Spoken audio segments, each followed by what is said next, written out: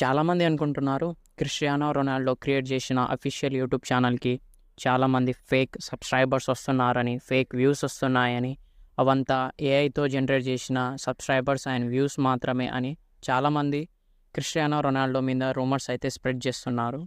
ఇది ఎంతవరకు నిజమో, మరి ఎంతవరకు అబద్ధమో మనం ఈ వీడియోలో తెలుసుకుందాం. తెలుసుకునే ముందు నా యూట్యూబ్ ఛానల్కి ఎవరైతే కొత్తగా వచ్చిన వాళ్ళు అయితే సబ్స్క్రైబ్ అండ్ లైక్ చేసుకోండి. ఇంకా లేట్ ఎందుకు, లెట్స్ స్టార్ట్ ది వీడియో.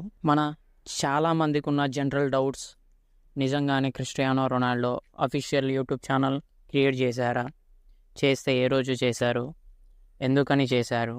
అంటే ఆల్రెడీ టిక్టాక్ అఫీషియల్ తన ఐడిని రిమూవ్ చేసింది. అలాగే యూట్యూబ్ కూడా మీరు అకౌంట్ క్రియేట్ చేయొద్దు, అఫీషియల్ యూట్యూబ్ ఛానల్ పెట్టొద్దు యూట్యూబ్లో చెప్పినా కూడా క్రిస్టియానో రొనాల్డో ఎందుకని యూట్యూబ్ ఛానల్ క్రియేట్ చేసి ఉంటారు? దాని వెనకాల ఉన్న రీజన్ ఏంటి? వద్దని చెప్పినా కూడా క్రియేట్ చేయడానికి